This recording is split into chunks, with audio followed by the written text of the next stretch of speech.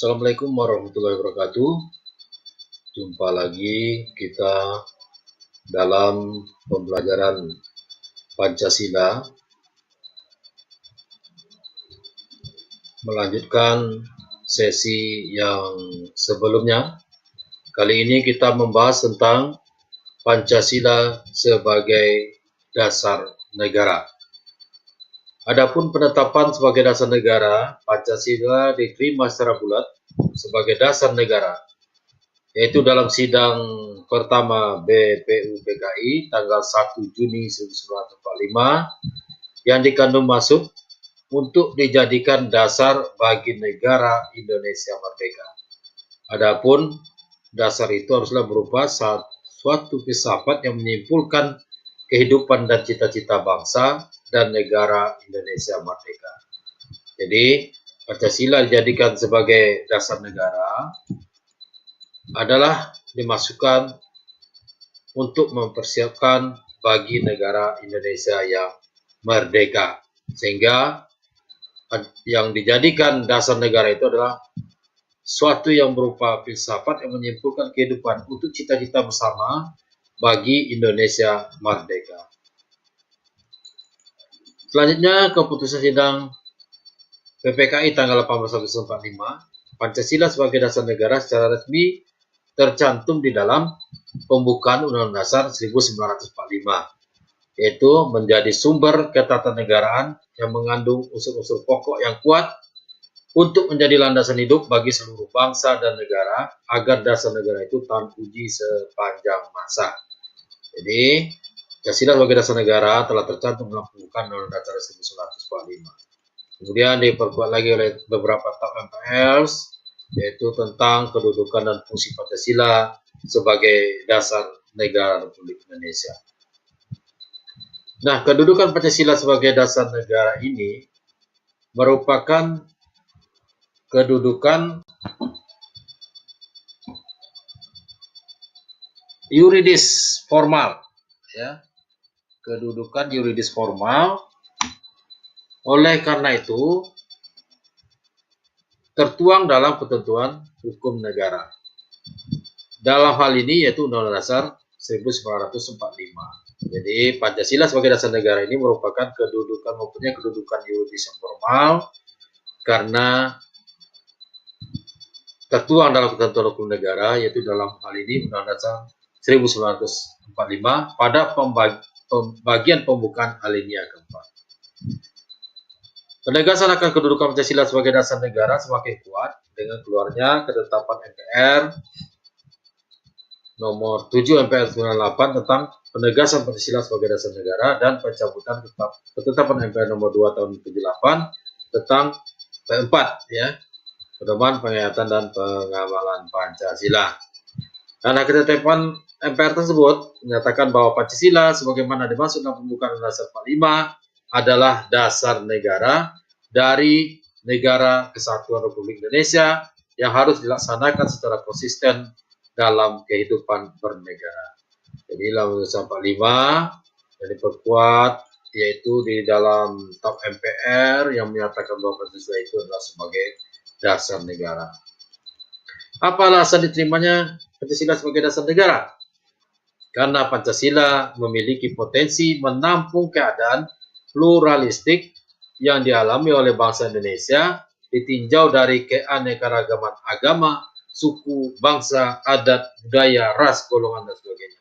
Jadi alasan dasarnya diterima Pancasila karena kita adalah masyarakat kita pluralistik yang terdiri dari berbagai macam agama, suku, bangsa, budaya, ras, golongan, sehingga harus ada satu dasar yang kuat yang dipegang oleh masyarakat kita yang beragam ini untuk kepentingan kita bersama dalam negara kesatuan Republik Indonesia.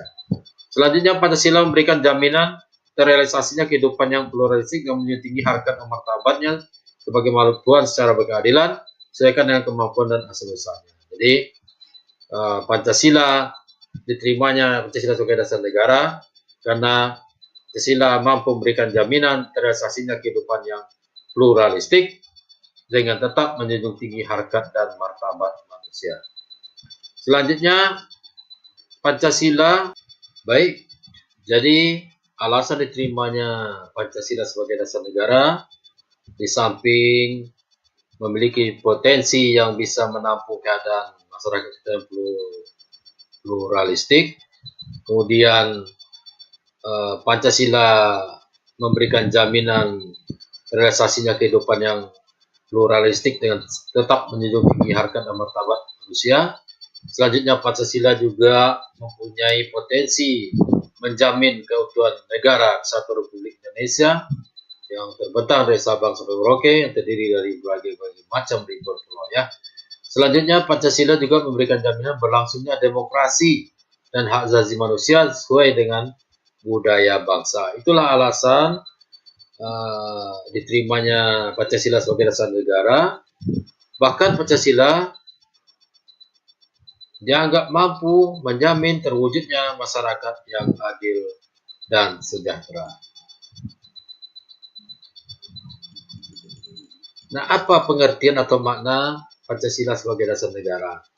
Artinya adalah Pancasila merupakan fondasi atau landasan yang kuat dan kokoh serta tahan terhadap segala gangguan, hambatan maupun rintangan dari dalam maupun luar, sehingga negara Republik Indonesia dapat tetap berdiri dalam mewujudkan masyarakat yang adil dan makmur. Jadi dasar negara artinya fondasi atau landasan yang kokoh, sehingga kita mampu menghadapi segala gangguan, hambatan, rintangan, ya, baik dari dalam maupun luar, sehingga negara kita tetap berdiri dalam mewujudkan masyarakat adil dan makmur.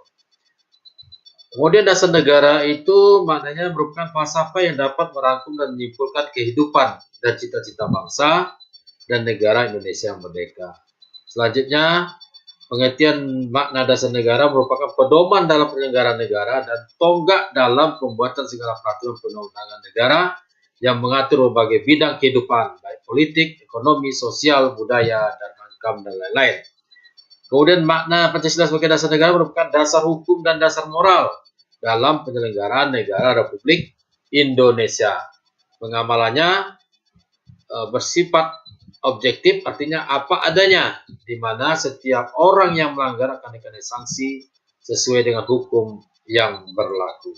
Selanjutnya, makna Pancasila sebagai dasar negara merupakan sumber kaidah hukum negara yang secara konstitusional mengatur negara Republik Indonesia beserta seluruh unsur-unsurnya, yaitu rakyat, wilayah, dan pemerintah negara. Kemudian Pancasila sebagai dasar negara merupakan kaidah negara yang fundamental atau mendasar, sehingga sifatnya tetap kuat dan tidak dapat dirubah oleh siapapun.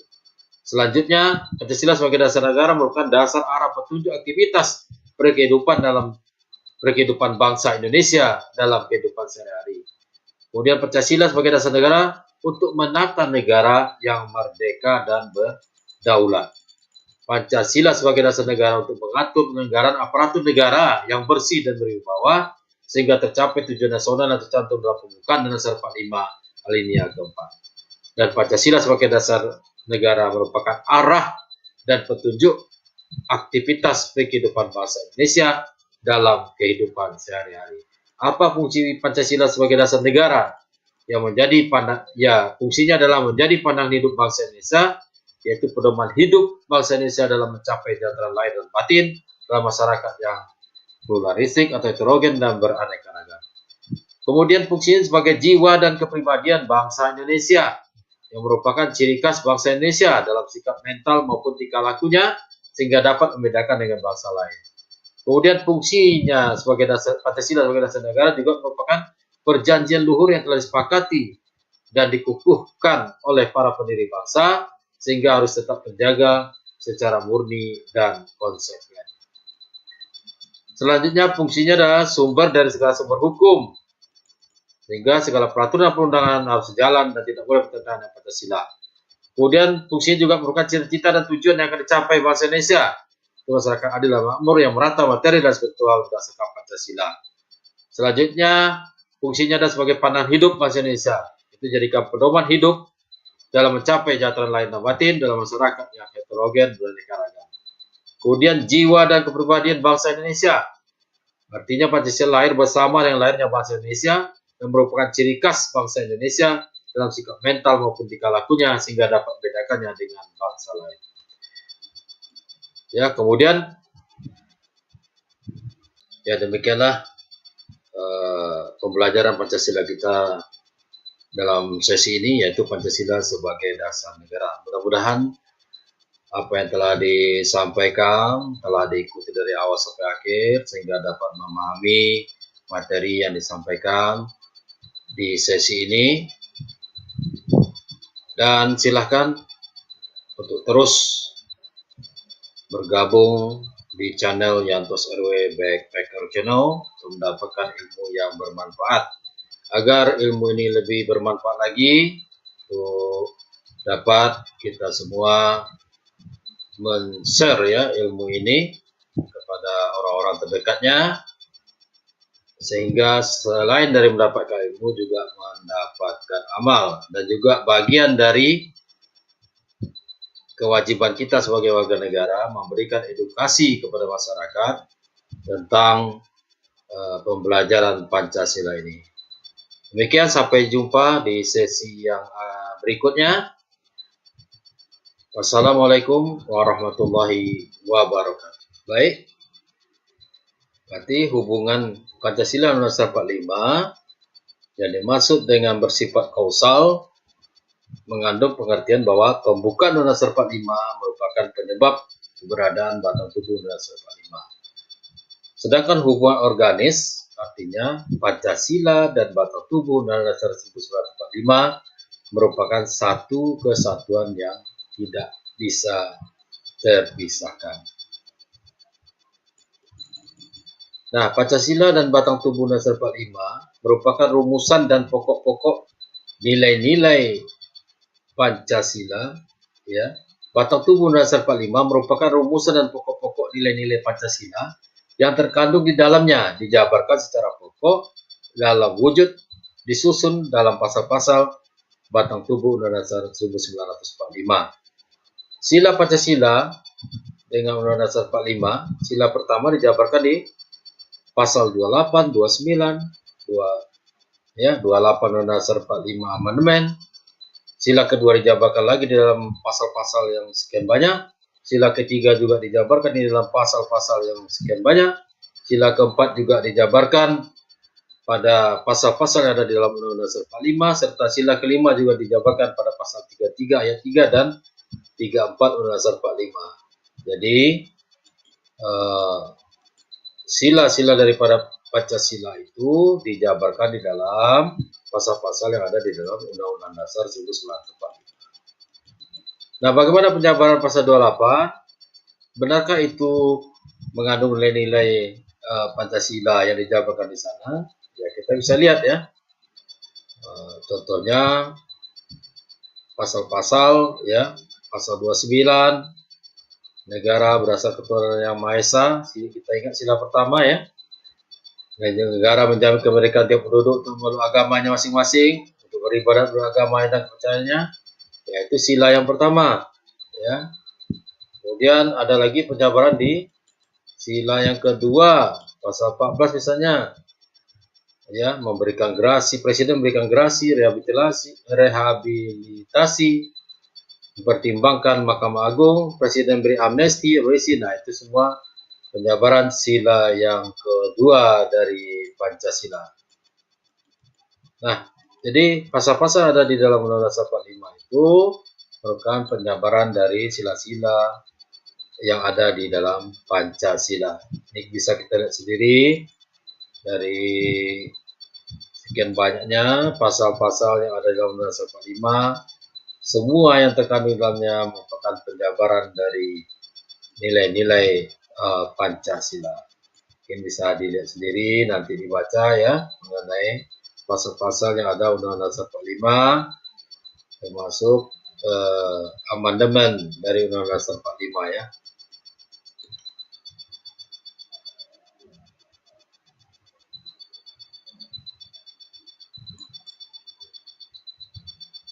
Baik.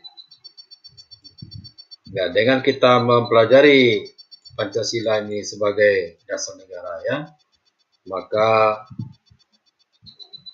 kita dapat mengetahui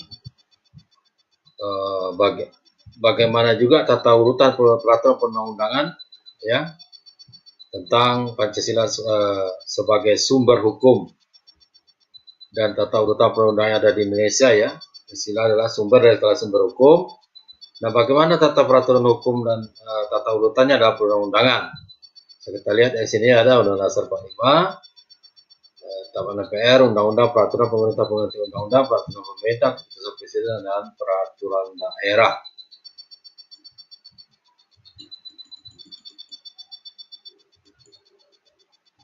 Nah, dalam Undang-Undang Nomor 10 Tahun 2004 tentang pembentukan peraturan perundang-undangan juga menyebutkan adanya jenis dan hierarki peraturan perundang-undangan sebagai berikut. Ya, Undang-Undang Dasar Negara Republik Indonesia tahun 1945. Undang-Undang Peraturan Pemerintah Pengganti Undang-Undang, Peraturan Pemerintah, Peraturan Presiden, dan Peraturan Daerah.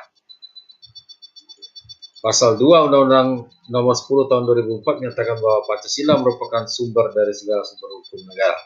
Hal ini sesuai dengan kedudukannya sebagai dasar filosofis dan negara sebagaimana tertuang dalam pembukaan Undang-Undang Dasar 45 alinea keempat.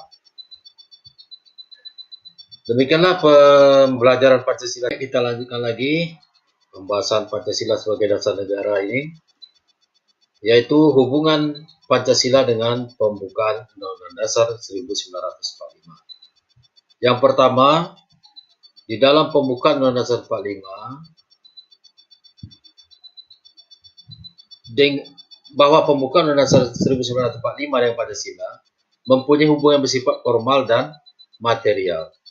Hubungan formal maksudnya ialah tata hidup bernegara tidak hanya berlandas pada azas sosial ekonomi maupun politik, tetapi harus memadukan dengan azas kultur, religius, dan azas-azas kenegaraan yang unsurnya terdapat di dalam Pancasila.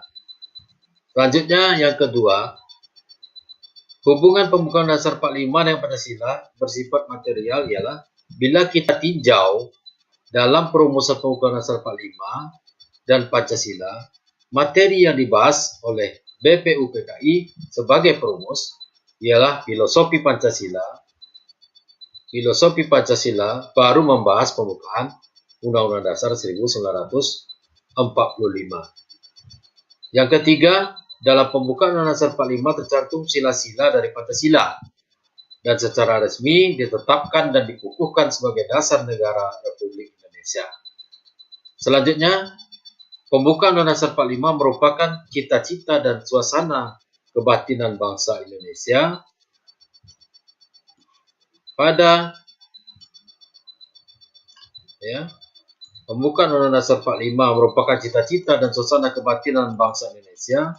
Pada hakikatnya adalah nilai-nilai yang bersifat universal, seperti cita-cita moral, cita-cita hukum, kemerdekaan, keadilan, kemanusiaan. Nah, nilai-nilai ini dirumuskan dalam rangkaian pokok pikiran yang dikristalisasikan menjadi Pancasila. Nah, nilai-nilai itu juga bersifat lestari, artinya terus hidup dan mampu menampung dinamika masyarakat sehingga tetap menjadi landasan perjuangan bangsa dan negara kesatuan. Jadi, nilai-nilai Pancasila itu adalah lestari sehingga dia mampu terus hidup sesuai dengan dinamika perkembangan yang terjadi pada masa ini. Kemudian yang kelima, Pancasila merupakan norma dasar dalam penyelenggaraan bernegara, menjadi sumber dari segala sumber, baik tertulis maupun tidak tertulis di Indonesia. Nah, dalam pengertian bersifat yuridis kenegaraan, Pancasila yang berfungsi sebagai dasar negara tercantum di dalam alinea keempat pembukaan Undang-Undang Dasar 1945. Yang keenam, pembukaan Undang-Undang Dasar 45 alinea keempat, maka disusunlah kemerdekaan kebangsaan Indonesia itu. Next, selanjutnya,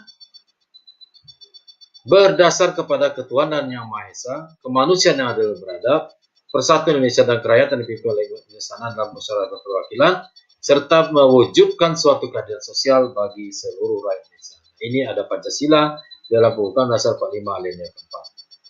Makna alinea 1, kemerdekaan adalah hak azazi manusia, prinsip harmoni dan keseimbangan. Penjajahan mengingkari persamaan derajat manusia, anti kolonialisme dan imperialisme, membebaskan diri dari penjajahan. Makna alinea kedua, penghargaan terhadap perjuangan bangsa Indonesia yang telah melepaskan diri dari penjajahan, pernyataan kemerdekaan jembatan menuju kedaulatan, keadilan, dan kemakmuran.